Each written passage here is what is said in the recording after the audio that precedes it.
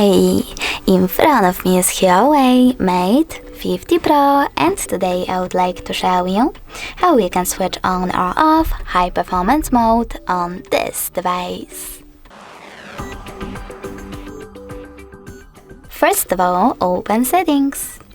Then you need to scroll down and tap on Battery section over here.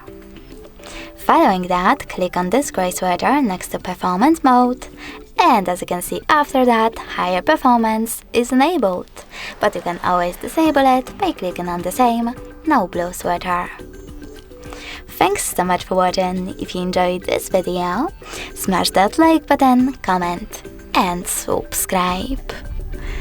Bye!